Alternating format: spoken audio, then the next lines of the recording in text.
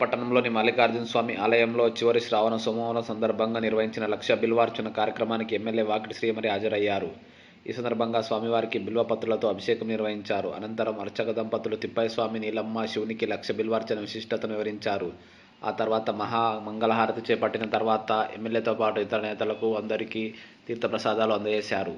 ఆ తర్వాత అన్నదాన కార్యక్రమాన్ని ఎమ్మెల్యే వాకిటి శ్రీహరి ప్రారంభించారు. కార్యక్రమంలో నేతలు కట్టా సురేష్ గుప్తా, మక్తల్ మాగనూర్ మండల అధ్యక్షులు గణేష్ కుమార్, ఆనంద్ గౌడ్, రవికుమార్, కుంసి నాగేందర్, శ్రీనివాస్, కావల్ రాజేందర్, నూరుద్దీన్, లాలా, కల్లూరి గోవర్ధన్, గుంతల్ రవి, వాకిటి నాగరాజు తదితరులు పాల్గొన్నారు.